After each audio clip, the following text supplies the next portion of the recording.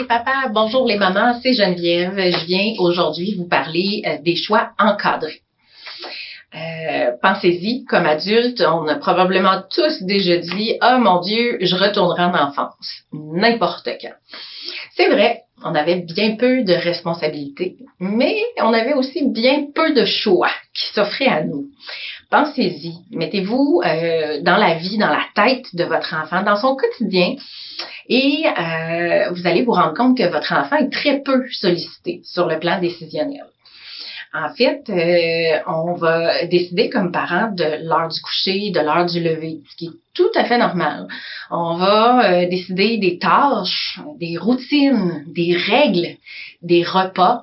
On va décider des achats qui vont être faits à l'épicerie ou ailleurs. Quelquefois même des vêtements qui vont être achetés.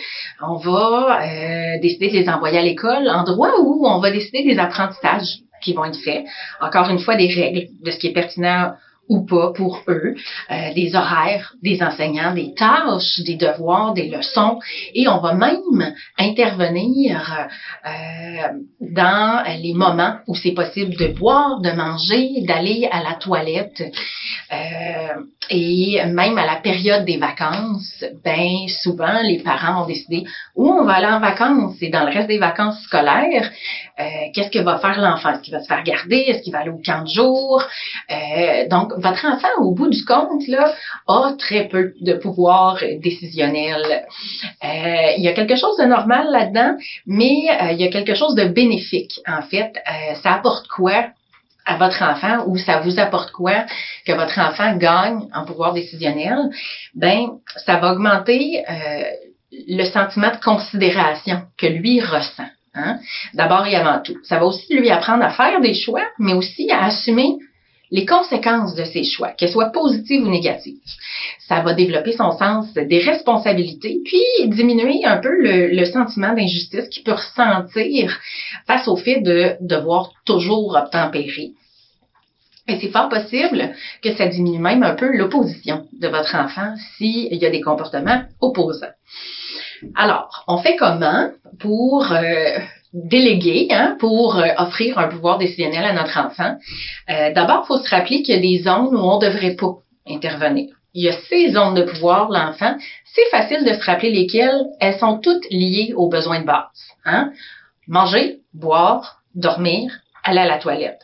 Ça lui appartient. C'est sûr que vous allez décider probablement de l'heure où le repas va être servi.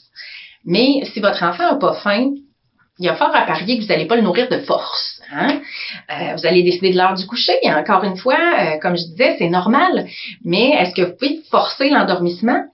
Pas tellement. Hein?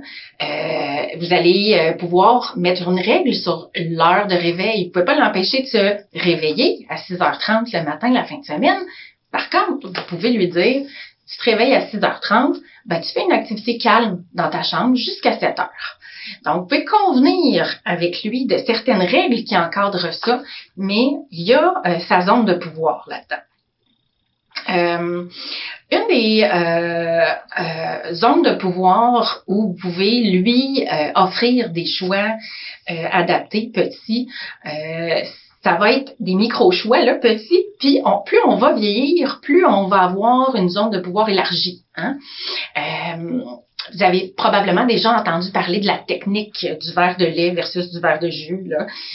Plutôt que de demander à votre tout petit qui est dans sa phase de non, si il veut boire son lait puis qu'il vous dit non, vous allez lui demander s'il veut son lait dans son verre bleu ou dans son verre orange. Alors à ce moment-là, il n'y a pas le choix du breuvage nécessairement, mais il y a quand même un choix. Il y a le choix de la couleur du verre.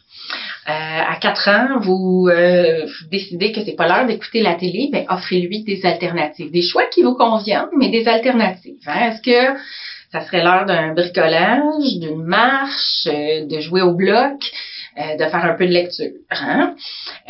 6 ans, c'est l'heure des devoirs. Alors à ce moment-là, on peut lui demander est-ce qu'il préfère les faire avant ou après la collation? on offre des choix limités. Des choix limités par rapport aux vêtements le matin. Lui donner le choix entre 2 pantalons, entre 2 chandails. À un âge plus avancé, là, il va commencer à pouvoir avoir plus de latitude sur le choix des vêtements, tout en respectant évidemment vos limites à vous, celles de l'établissement scolaire aussi. En fait, il va pouvoir avoir le choix peut-être de l'activité parascolaire qu'il va pratiquer.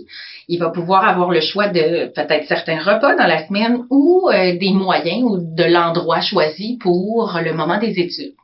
En fait, en résumé, il s'agit de profiter des occasions où vous pouvez lui remettre certains choix sans aller au-delà de vos principes, de vos valeurs pour le faire gagner, lui, en pouvoir décisionnel. Puis, n'hésitez pas à parler avec lui des règles, des routines, impliquez-le et plus il va être impliqué, plus il va collaborer. Sur ce, je vous dis à bientôt pour une prochaine capsule.